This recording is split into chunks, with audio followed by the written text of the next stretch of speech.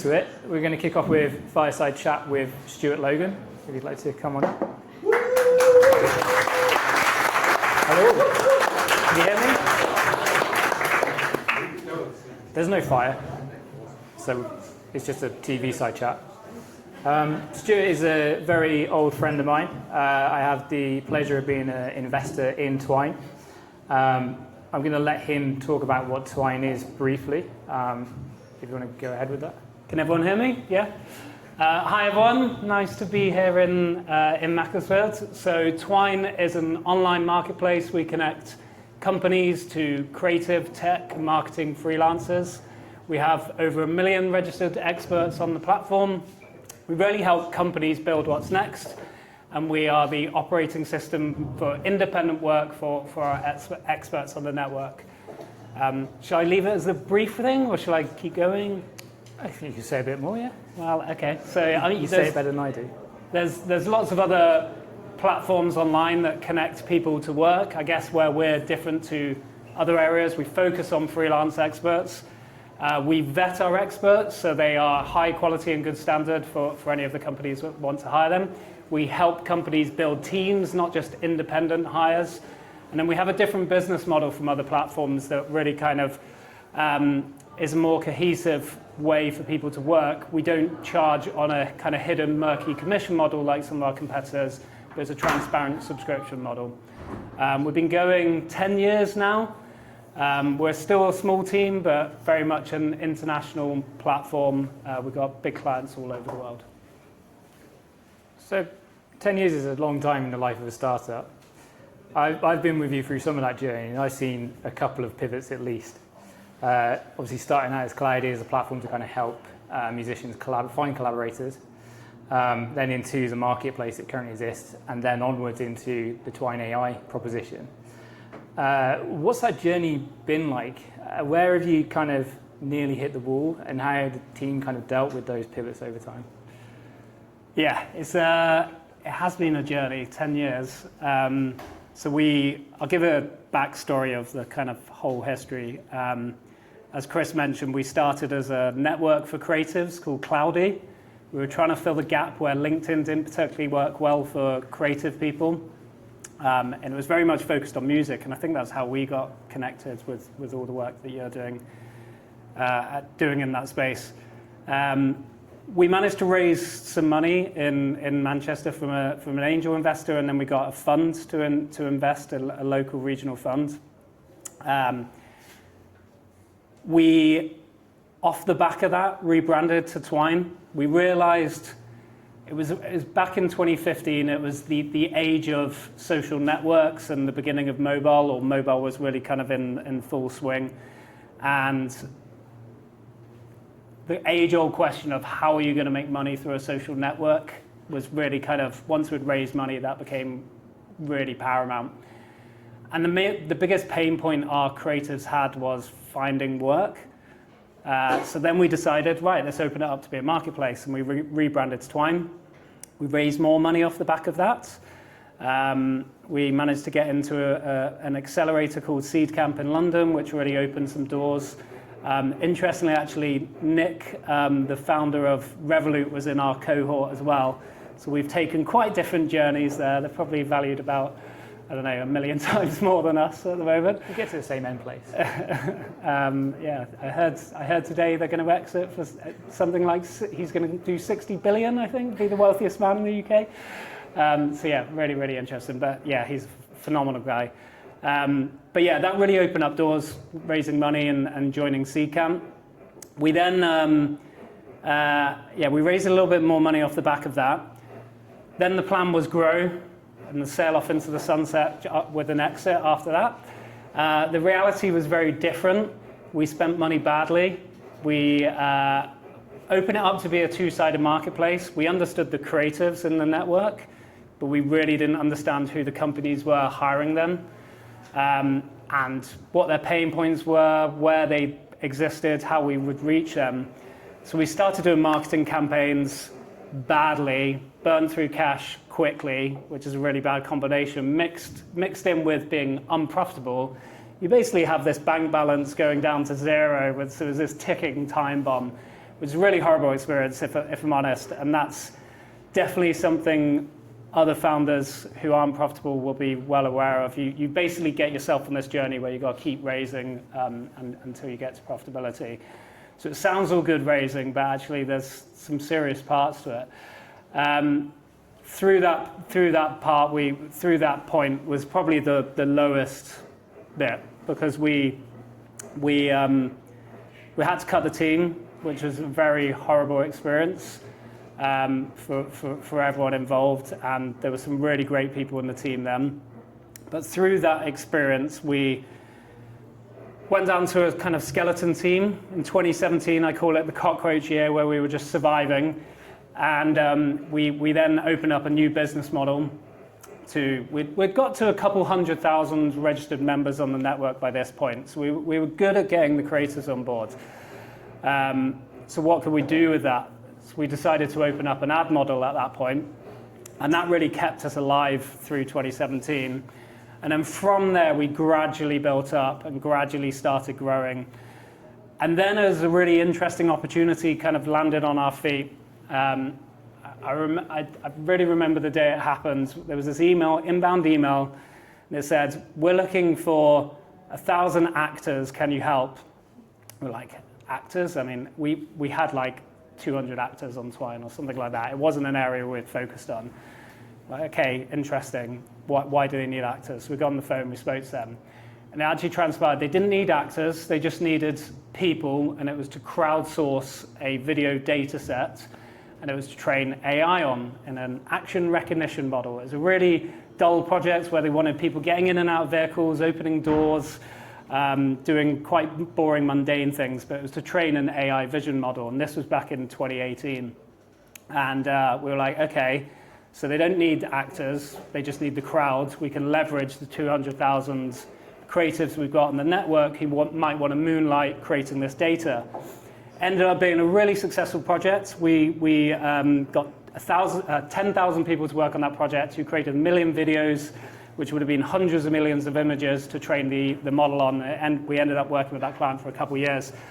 So off the back of that one inbound lead, we then created a whole separate part of our business, Twine AI, which leverages the experts on our network to help create data to train AI on.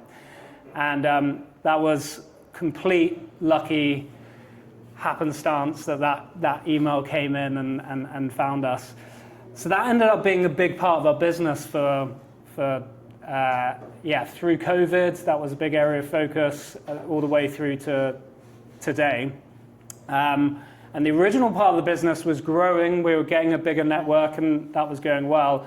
But we still really struggled to generate revenue. There was fundamental flaws with the marketplace model that we had.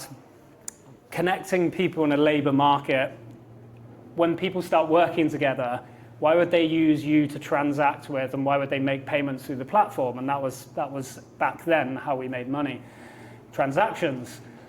So you've got two options there. Either you don't do that model, or you try and force everyone to be on the platform, try and make them communicate through the platform, and make it quite a poor, restrictive experience, which is what we were doing at the time. So we decided to actually change the business model, and we thought, let's get rid of the payments, let's let people transact how they want. If they want to use our payments, they can, but if they want to go off platform, they can. And we switched it to a subscription model. And from that point, day one of turning that on, subscriptions came in, and then gradually we knew we were on to something. And then fast forward 3-4 years, and now that's our biggest revenue stream, whilst Twine AI is still going really strong.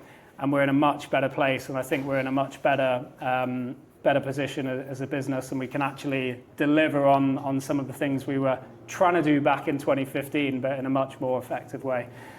So yeah, it's been a journey. The worst point was definitely the Cockroach year. That was painful, but yeah, we're in a much better place now. I think you just burnt 3 of my questions. Oh God, sorry. So I'm going to ad hoc one that you might not be prepared for. So it's really one of your key assets has been your ability to grow your freelancer base. Even starting off with a couple 100,000 meant that you were in the arena for the AI training deal. You're now at 1 million, and things are really starting to compound. 1.2 actually. 1.2. So things are starting to compound from that. So how did you get those first 10, 100, 200,000 users? And how are you acquiring users today? And is that a different set of skills that you're deploying there?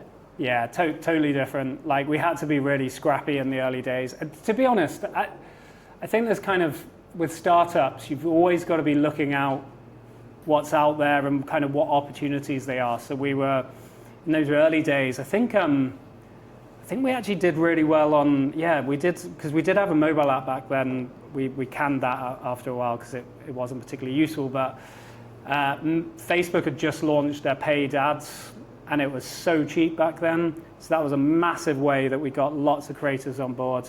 We did a lot of email marketing, but ultimately we were scrappy, we were clear with our messaging on how we would help those creatives, and we just kept trying new things. So we started with email, we then tried those Facebook ads, we grew SEO. I think that's pretty fundamental in most marketplace businesses, or certainly historically. That is changing a little bit at the moment for obvious reasons. But yeah, so we were very kind of like scrappy and just testing and trying new things, and constantly doing that. And then I think today, once you get bigger, you still want to be trying these different opportunities and trying different things, but actually brand is super important. And that's something I think we've been weak at historically, but we're getting better at. Like, we need to get our name out there. I actually think right now as well, in the age of AI, brands becoming more important because LLMs pick up brands like through citations. So actually being a kind of well-cited brand, you're more likely to kind of come up in results rather than just kind of links historically or going long tail on SEO. And then also just having kind of consistent marketing strategies and very clear customer sets and clear kind of pain points that you're solving to them, so you can really articulate what you're solving and to the right people. So I think that's totally changed. In the early days, it was very scrappy, and now it's a lot more of a kind of professional process, I guess, compared to back in the day. Not just scraping and creating fake profiles. Well, all the usual stuff. So, I mean, Twine AI is fascinating to me. When did you realize that Twine AI was a platform in and of itself? I mean, was it just that initial brief? Or? Yeah, that first customer came in, and it was a big project for us. So we had to do it, and bearing in mind that was around the time where we weren't profitable, so we kind of needed to do it.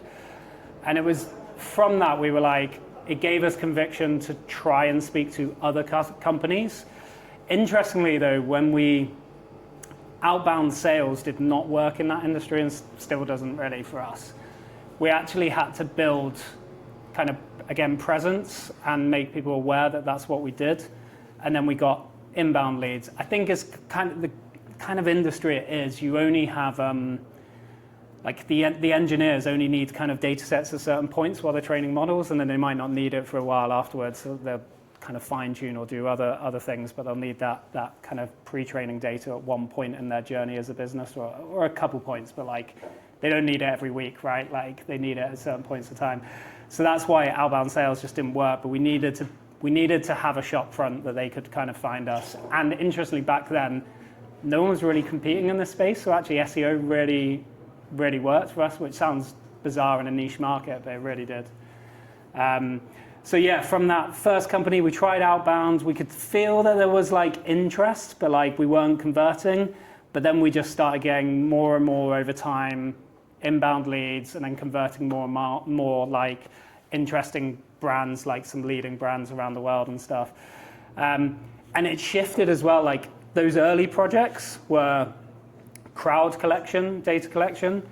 And then there was a shift where actually we realized our experts and the expertise that we had on the network became more important. So we had a big period over the last 2-3 years where our voiceover artists on Twine, who have professional studio setups with high quality audio recording equipment, they were in massively high demand, where the voice models were getting better and people needed voice in different language, but they didn't want just kind of crowd crap recordings. They needed like professional studio setups. So we started to like find these niches where our experts could help in different areas. And we definitely missed the mark in some areas. Like there's been a big shift with the LLM space, where before they were just scraping the world's web to train the models, and now more recently in the last 2-3 years, they've been getting experts to create testing rubrics to basically train the models on. So they're getting experts in every single kind of work domain across the world to train LLMs in different niches, and we were quite slow to move in that area. We were too focused on audio and video. So there's an interesting thing in that. So I guess the traditional freelance marketplace, you are going to hire an expert and you are looking for the one expert that is the best of all the people that have responded to your brief. And when you get into essentially sourcing training data for models, you go towards, actually, we need a breadth of responses, and they need to actually be quite diverse, or as diverse as possible. So in a marketplace context, what did that mean for you guys? Was there any particular challenges with how you actually facilitate that?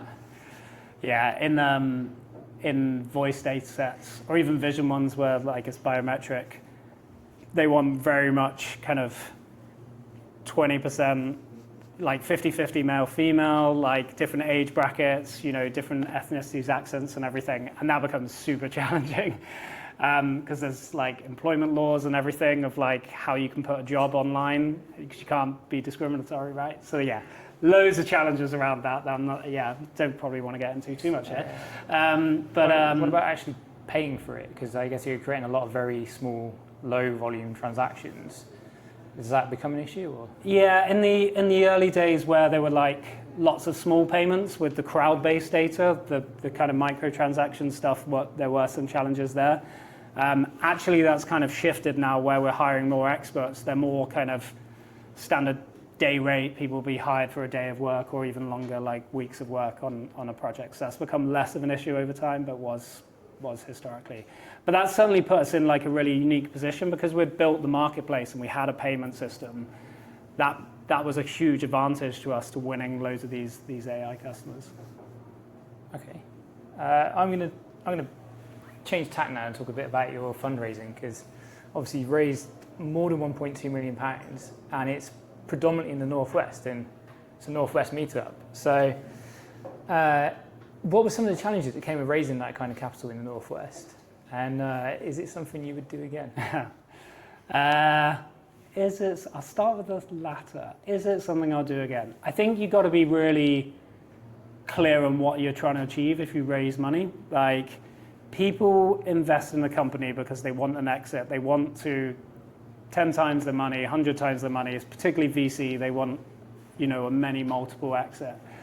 So having that in like really forefront of, you need to be able to 100x your business from that initial investment round, which is already a fairly high valuation based off pretty much an idea at that stage. Like, you've got to go a long, long way, right? And you need to know, like, is this an exitable business, and an exitable business, and are there even companies that are going to be able to buy this? So, and as soon as you raise that first round, you're on this train then, and there's no coming off it. Like, the traditional route is you raise one round, then you raise another one at a higher valuation, another one at a higher valuation. So it's really hard to, if you don't take that journey, then all of a sudden it becomes really hard to survive. And that's certainly a journey that happened to us, where we raised that first round from Northwest money. And then when we tried to go and do a Series A, we didn't have the traction because we didn't prove out the marketplace model and we weren't generating enough revenue. And we ran out of time because it was only a year period, because we didn't raise enough money in the first place to give us enough of a buffer to figure it out. We ran out of time and then we couldn't raise. And what you definitely don't want to be doing is going into a raise from a position of weakness, because then you want to create you want to create attention in the market and people to actually want you, but like, they can smell when you're like, please, can I have some more money? Yeah. Like, it just doesn't work. So that's really challenging. And then when you raise in the Northwest, because a lot of investors are like, they kind of just a sheep, right? In a lot of cases, not all of them, but a lot. They all go for the same thing because everyone else is. So if there's a hot sector, they all invest in that hot sector. Like right now, I imagine, we're not raising, so I've not been following the market too much, but I imagine like it's all over AI, right? Like, and probably LLMs is way too late now, and there'll be other niches where it's really hot. And if you're in somewhere else, if you're in recruitment tech or you're in a traditional SaaS business, it's probably going to be really hard to raise like serious rounds from the leading VCs unless you've got a serious edge or significant traction and revenue.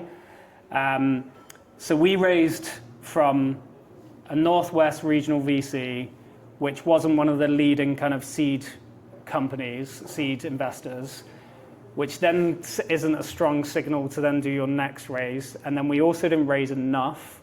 It was way under what we had planned to raise. I think we were planning to raise like 750 and we raised 350 or something like that. So like half of what we had put in the plan, which gave us half of the runway. So it was really tough. And I think I spent too long trying to raise in the Northwest before realizing there wasn't enough real capital to do that and create enough kind of market dynamics. Like you want to be lining up 20 VCs in a short period of time and meeting them all and creating some kind of dynamic of like competitive tension. And we didn't do that because we raised in the Northwest, and then so it made it really challenging. We did raise from a lot of angels in a mix of the Northwest and London. There is money out there. Like it's quite hard to find, but I think it's got a bit better with Manchester Angels and stuff like that, where there's more kind of groups now that bring it together. So back in the day, though, it was like just going to events, networking, cold emailing, like meeting other founders and trying to find out who's a good investor and who's not from them, and like just a lot of networking and grinding. But it definitely did have to go to London though, and I think like half of money came from London versus the Northwest. One of the things I noticed culturally between northern regional VCs and your London VCs is like the northern side is very fee oriented. Like they're very much in the game for earning the fees and not so much the upside on the long term. Well, a lot of that's because of the structure of the funds. Like a lot of them were back then, certainly they were like EU-backed money, and like they couldn't make money in certain ways, so they're structured quite differently, is my understanding. But a certain fund might have actually been quite detrimental for the region potentially, but we won't get into that. I mean, there's lots of negative stories about different funds, and probably in fairness all over. Like I don't think that's unique to Manchester. Yeah. So I think we'll probably wrap it now and go to the room, but I'm just going to riff on one thing, which is as an observer of Twine, I've noticed it of late. Things have really accelerated on the platform. There's been a lot of improvement UX-wise, a lot of new features coming out, and I just wondered if you could kind of shine a light as to what's brought that acceleration and what it means for the next wave of Twine. Well, where's Sam, head of engineering? He's made some good accelerations there, so shout out to Sam. I mean, LLMs and AIs massively helped us in because we are a small team still. And AI coding I think has really raised the floor of like what's achievable. But like historically, you needed a big team of engineers and product people to be able to like deliver everything you wanted. Whilst now, like you can get so much more done with a small team. It's incredible. So like it's really kind of democratizing what's possible with like software engineering. So we put a lot of work into we had a ton of like microservices, tech debt, all of that kind of stuff that happens over having a code base for 10 years. Put it all into what's I'm told is called a monorepo, which has been great because AI agents can just run through all the code and like make changes and stuff, and like we've got a lot of automation now. So we're loving that. That's really improved things. And really improved acceleration. What was the other parts of the question? What's next with this newfound ability? Well, what's next for us? I mean, really want to push on our vision of building the operating system for independent work, but So there's loads of exciting things we want to do in that space, including like MCP type connections for customers and agentic type flows. But yeah, super excited about that. I think as well, like we're in a really interesting time where the labor market's like, you know, the job apocalypse has been well kind of discussed from what AI's kind of creating this dislocation in the job market and is probably going to increase. But I'm definitely an optimist here where I think have you heard of Jevons paradox? It's kind of been a widely talked about paradox. It's basically William Stanley Jevons was an economist in the 1800s who noticed that when there was a big worry that with the efficiency of the steam engine, the price of coal was just going to like go off the cliff. And then the demand was going to, like, the coal industry was really going to struggle. But what actually ended up happening was because it became cheaper to do things with coal, the market actually increased and more people were building engines, and then kind of really gave rise to the industrial revolution. And I think we're in a really similar situation here. I really hope we are, where AI is going to enable so much more. And I think there's a lot of uncertainty of what that means, and it's really hard to predict. But I think there's going to actually end up being this huge amount of growth. And we're kind of seeing it a little bit in the software industry as well, where there were some cuts initially in the job market, but actually now some companies are hiring more and more engineers, and people are delivering, like we are, more and more products. Software is going to potentially keep growing and get more pervasive across society in various different ways. And then new industries are going to pop up that we couldn't predict. Like when we started Clowdy, there was a role called a content creator, and that really wasn't a thing back in 2015. Like very few people thought that was an actual job. But like fast forward to today, like half the young people are content creators or more, right? Like, and it's like influencers are some of like the wealthiest people in the world now. Like, so you can't predict what's going to happen from these mass technological changes, and I'm super bullish on what AI can change in a positive way with society. There's also the reality when no one's got any work to do, they're going to need more content to consume anyway. So, well, I mean that's great. I mean, I think that's a good place to wrap up my monologue and go to the audience for questions. So, anybody? Lots of questions. Let's start with one. I mean, Stuart, really good to hear what changes since I met you last time, probably 5 years ago. So if you look at obviously you create a new market using the AI side. What happened to the traditional part? Is that what's a typical sort of traditional customer that comes to you, and what are they consuming from your creatives? yeah. So the original part of the business is now actually overtaken again the AI part of the business, which is really cool. Since we switched the business model, our core customers are startups. So startups that would typically need expertise to like help them grow in various different areas. So it could be marketing expertise. It could be someone to help with AI technologies and how that can help transform your business. It could be positioning your brand experts, that type of thing.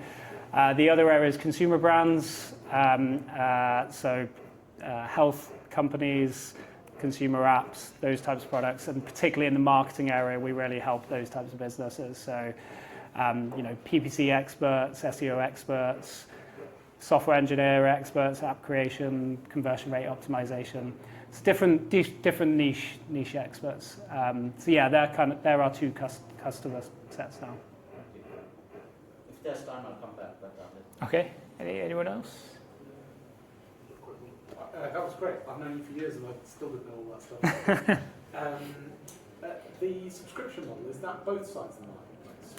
So we charge the talent, and there was pushback when we turned that on, because understandably people like why should we be paying for jobs was the angle some people took. But we created a freemium model, so there is a free subscription model, and then the more people use it, they pay a low fee, £15 a month, so it's not too high. And nothing on Only if they use our payments, but that is still a low transaction fee compared to some of the other marketplaces, which are about 20%, so it's under 5% fee. But they can transact off, like the freelancer can invoice directly, and that's totally cool with us. Just a dull question if I can. So it's very cool to hear what you've done with AI, and thanks for taking us through it as well, by the way. But I wondered, as you're going through all this with such a small team, how you coped with the traditional business requirements, HR, finance, IT, all the usual stuff that we like to kind of forget when we're running a startup. But how did you manage to change all the, you're changing the operating model, the business model, the commercial model, and yet you've got these underlying costs which are going up every year. Yeah. With benefits and so on that you conceivably be expecting every time you're doing appraisal. Yeah, so I guess as a founder, you have to wear a lot of hats, so you have to learn about a lot of stuff that you didn't think you would ever be learning about. So certainly in the period when we were really small in the Cockroach era, as I call it, just having to do it all myself pretty much as possible, and then outsourcing to consultants where I needed expertise. And then as we've grown, we have fractional support in different areas that help us if it's outside our employees' expertise. So practice what we preach, we hire experts. And outsource as well, great to hear. I'm really curious about what you said about AI being able to help you get much more done.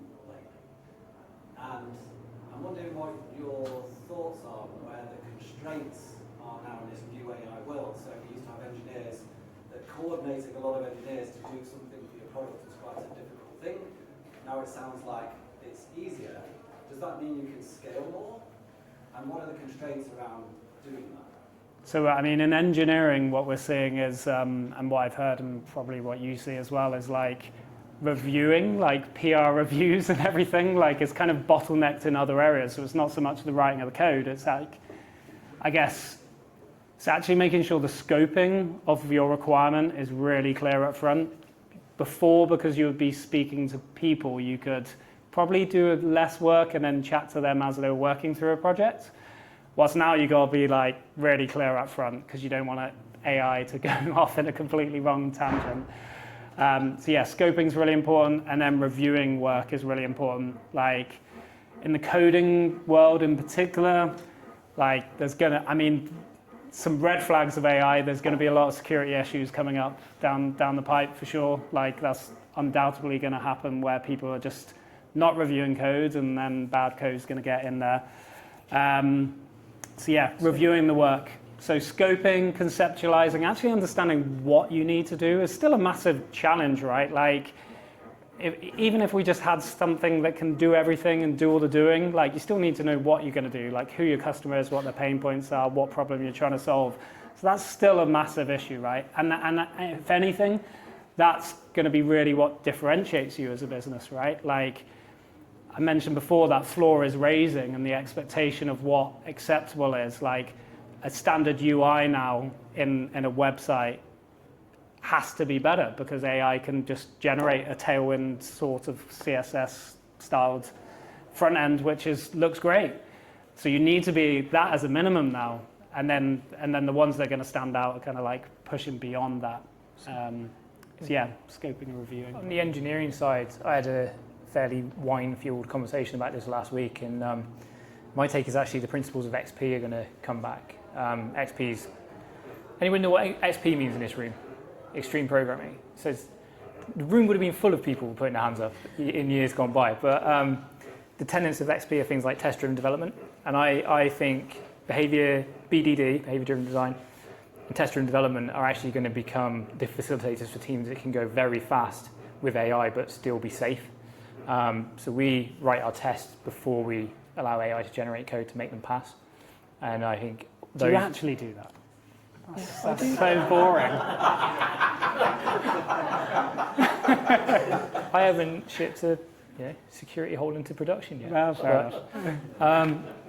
I think those principles are going to come back around. It comes down to writing requirements, but with BDD, you're writing requirements in a way that the AI can interpret. So I think the renaissance of XP is coming. I mean, and Ruby. Even with that, you can even get AI to help you write the test, right? Like to make sure you fully scope it. Have you tried doing that? Does it not work well? It's a terrible idea. You did. Skill issue. I think. I think anyway. Now we've brought up XP, it's probably time to go and get a beer. So let's thank you.